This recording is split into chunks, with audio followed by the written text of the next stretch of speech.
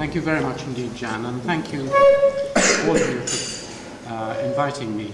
Not all of you invited me, but anyway, for acceding to that. I was very touched to be invited. I was touched last year because I thought either it shows something about the SPS staff that then have to push out to the frontiers to invite me.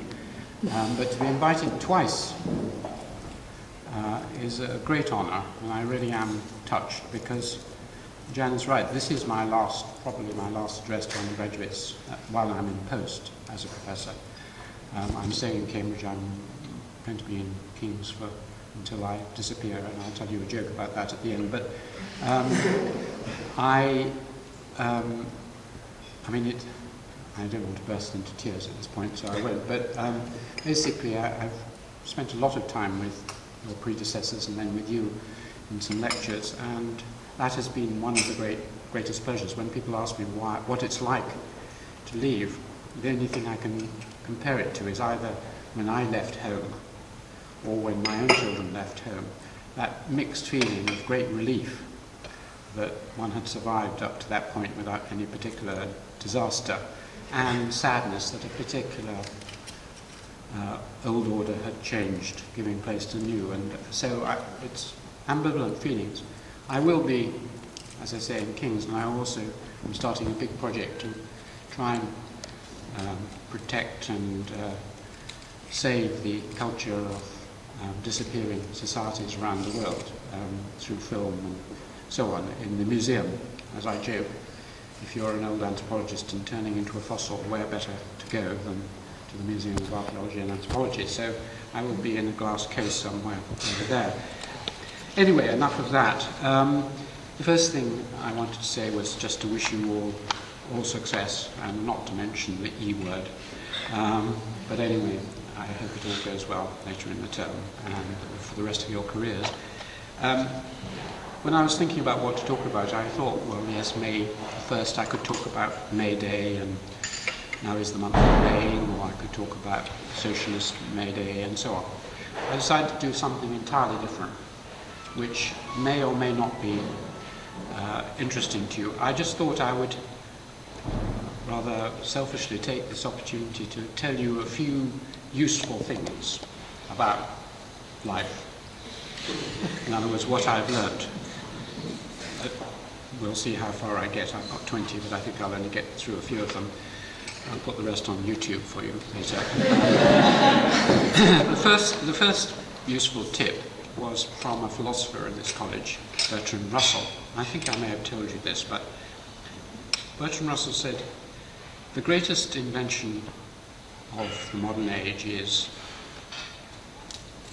any of you guess? Which? I'm deaf, you'll have to say. Silence. What was it? Freud, did you say? No. Okay. A suspended judgment. It isn't a modern invention, actually, but what he meant is that we live in an open world where you don't have to make up your mind straight away about anything. And that is quite a useful thing to know. I operationalize this, and this is my tip to you. Get yourself a pending tray. Both a mental pending tray, so certain things you can put into it, but also a physical pending tray, which has been the great salvation of my life. I have an in tray and an out tray, but a pending tray. All the things you can't make up your mind about, or you don't want to act on now, you put into that pending tray. And you could have it, no doubt, in an equivalent on your email account. Just put the things there to be acted on. Most of them will disappear, but if you get into the tendency of trying to solve problems straight away all the time, you'll live in a stress-filled world. So the suspended judgment. The second is also a Trinity, ex-Trinity person. I'll see if any of you know who this was. This was a famous scientist who worked in the building where social anthropology is now and SPS is. And one day a young scientist came rushing up to him and said, I discovered this fantastic thing. It's absolutely wonderful, and started going on at him. He said, Just quieten down, quieten down. Young man, unless you can explain, instead of the way you explained to me, unless you can explain what you discovered to the barmaid in the Eagle pub, which presumably he thought was the lowest form of life, no point in it. It's not worth anything. Do any of you know who that was? What's not quick? Right?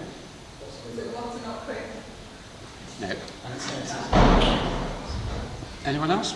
Einstein's is something similar. Not Einstein. Was it the no. guy who split the atom? Sorry? Was it the guy who split the atom? Yeah. Yeah. Ernest Rutherford. Ernest Rutherford. So basically it's the same as I wrote up on the board, Einstein's remark. Make things as simple as possible, but not simpler.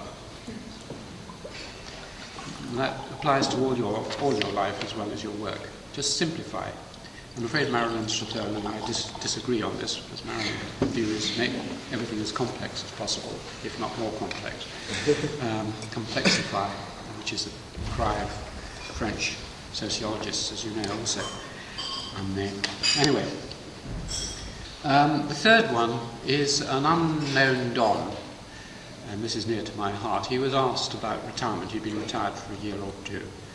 And what was it like? This is probably an Oxford Don. And he thought for a bit and he said, well, it's all right, but I do miss the sabbaticals. Sabbatical is the 7th day leave we got.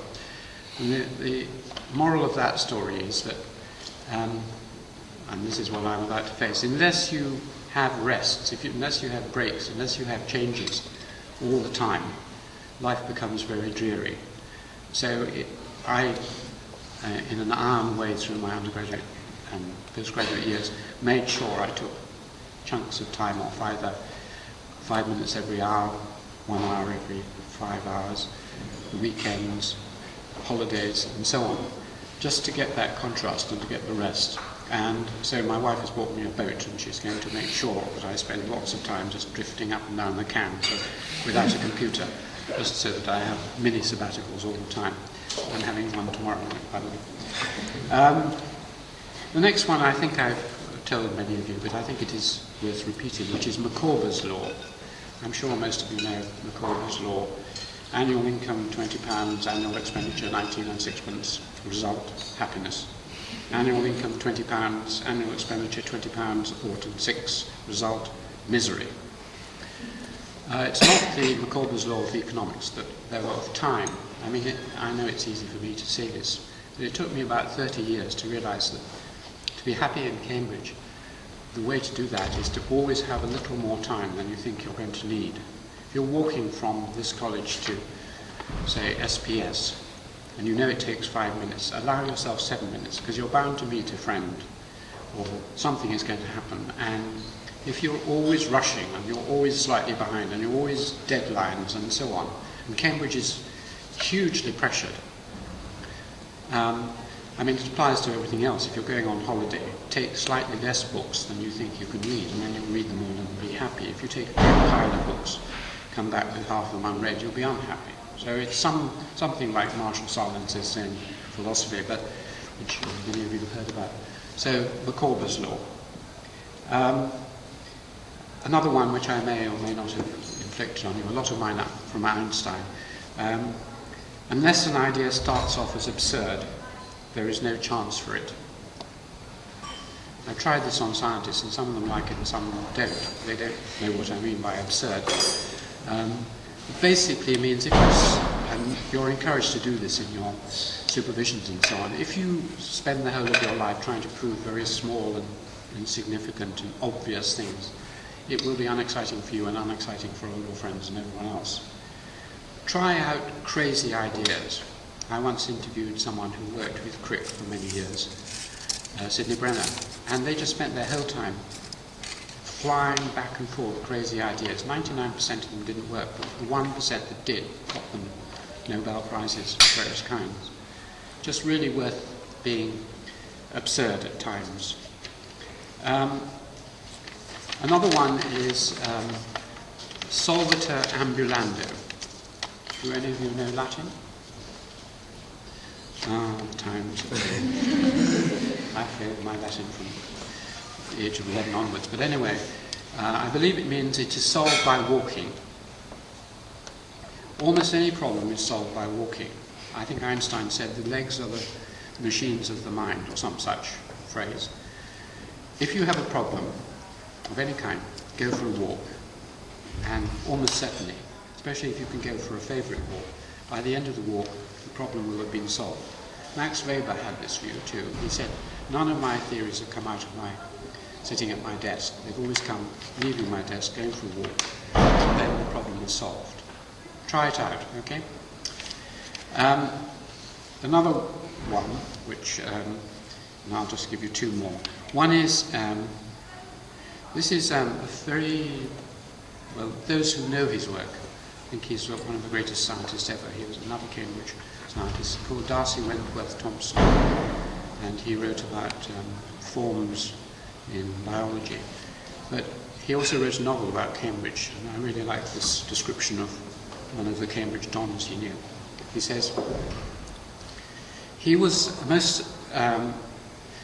of the dons, he said, were of the cobra kind. He really meant a python, I think, but anyway, you know, the snake, the cobra. They had swallowed their intellectual goat early in life and were passing through the years of inactivity requisite for digestion. Now, pythons swallow an animal and then sort of sit there 20 years, and then, or just a month or two, and the animal is digested inside their stomach.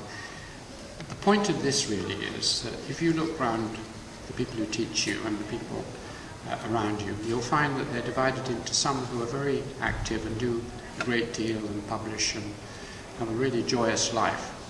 And there are quite a lot who you get the sense that they feel that they're not really doing what they have the potential to do. And that's very often to do with the fact that it's very easy in any form of life, and if any of you become academics, to swallow a large thing like a PhD thesis early in your life.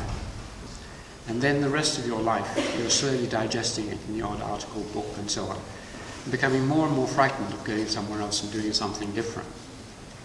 I always like to think of academics, like my great patron, Jack Goody, as like slash and burn farmers, moving around onto new subjects. It's from the interaction of our minds with something new and fresh.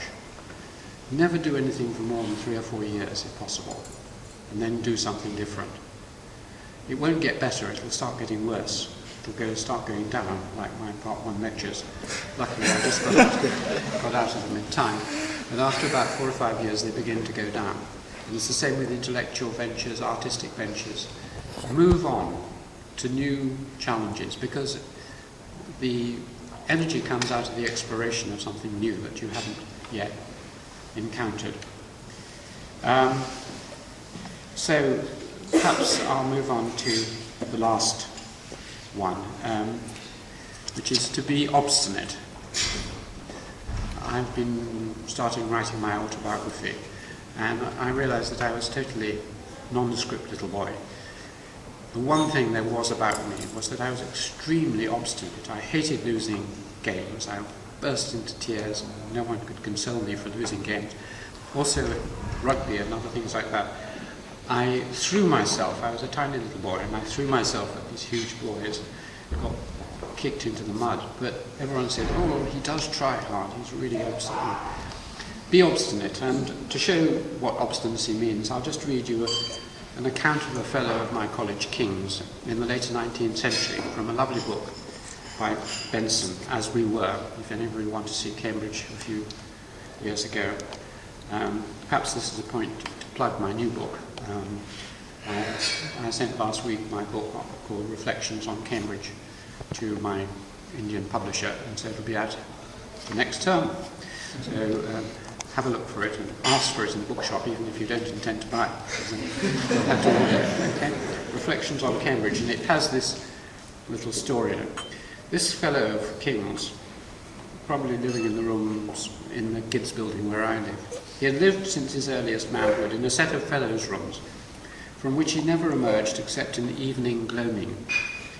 He then shuffled out onto the big lawn, you know, the lawn at the back, with a stick in his hand, and he prodded with it at the worms in the grass, muttering to himself, "Ah, damn ye, you hain't got me yet." And after this physical refreshment, he returned to his room till same hour next day. So what I want to say is, if after your wonderful time here, I hope you come back to Cambridge, though it will be a strange feeling, you'll feel like ghosts as I describe in my book, but you'll come back, and one of the ghosts you'll see is an old gentleman with no hair at all there by that time, going over King's Lawn, prodding, and then you'll know who it is, and then come and say hello. Okay? Thank you very much indeed.